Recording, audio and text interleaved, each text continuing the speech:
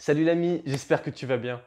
La semaine dernière, j'ai fait une vidéo dans laquelle je te racontais mon voyage à Lisbonne pour une conférence de neurosciences internationale énorme, on était plus de 5000.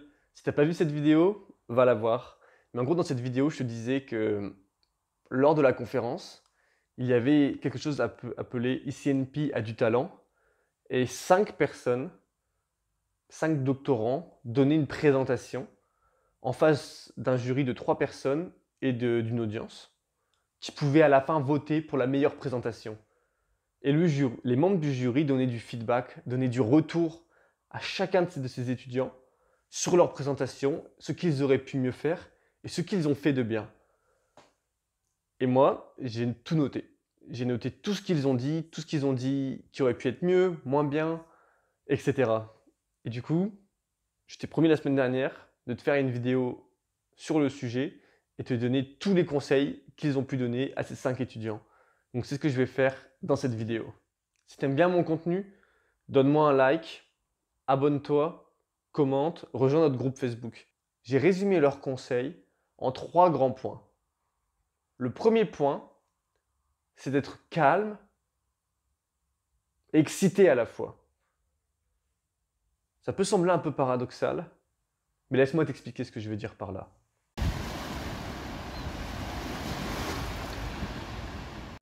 Le jury recommandait d'être calme, donc avoir une voix posée, prendre son temps, ne pas parler trop vite, faire des silences, ne pas avoir peur des silences, prendre son temps pour expliquer sa recherche et être clair, mais aussi d'être un peu excité, avoir du dynamisme et de l'enthousiasme pour son projet.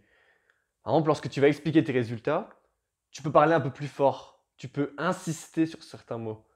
Tu peux par exemple prendre plus de temps pour montrer un certain point. Tu peux vraiment sourire lorsque tu vas présenter tes résultats. Tu peux dire, on a travaillé là beaucoup là-dessus et on a eu ce résultat et c'est incroyable ce qu'on a eu. On ne s'attendait pas du tout à ça et voilà ce qu'on a. Ça aide à montrer ta motivation et ton désir pour le projet. Donc tu dois être calme, mais en même temps montrer que tu as un désir brûlant en toi. Car si tu es calme pendant toute la présentation, ça va être un peu platonique et c'est un peu ennuyant. Tu peux aussi regarder l'audience avec passion. Donc regarde chaque personne de l'audience. Si t'es pas très à l'aise avec ça, regarde un point au loin. Ça, l'audience aura l'impression que tu regardes l'audience en entier. Et essaye de faire voyager l'audience avec toi. Raconte-leur le parcours. Raconte-leur ce qui s'est passé. Raconte-leur chaque étape, chaque obstacle que tu as dû surmonter. Là, on va vraiment se sentir impliqué et on va adorer. Et ça m'emmène au deuxième point.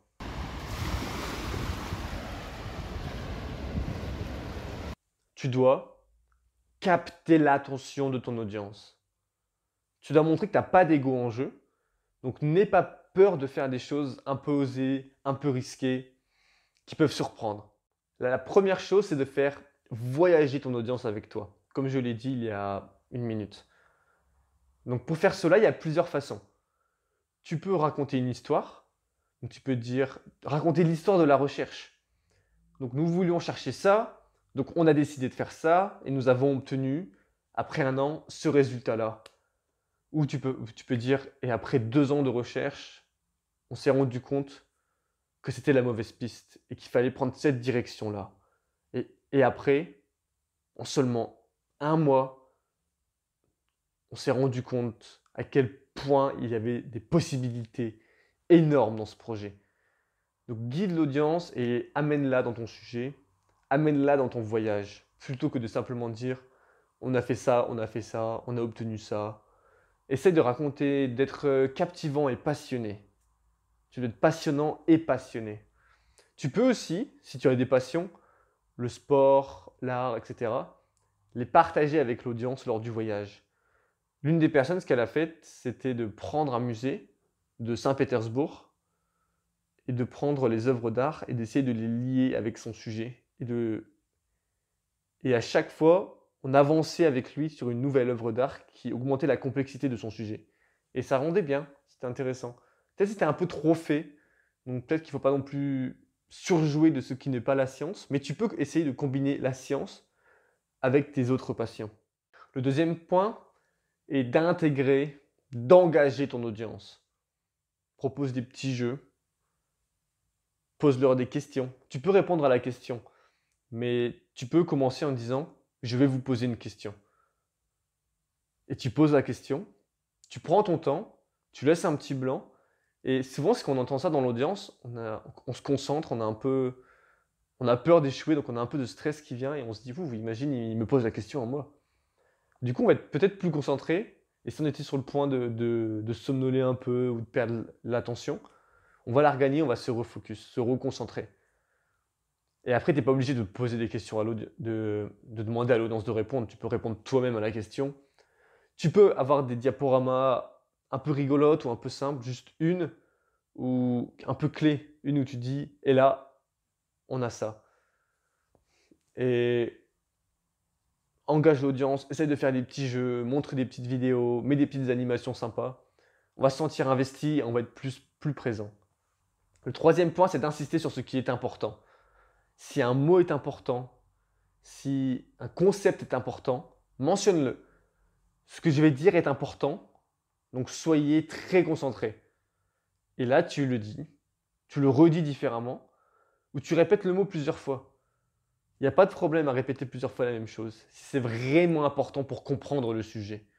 Par exemple, et c'est encore plus important en fin de congrès.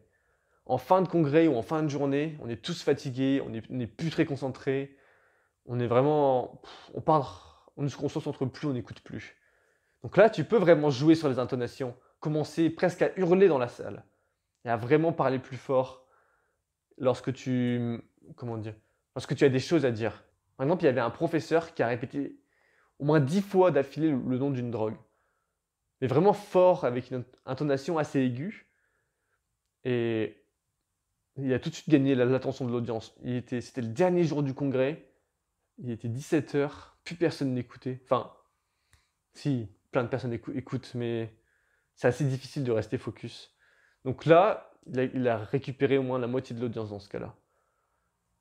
Donc n'hésite pas à faire ça, surtout en fin de congrès.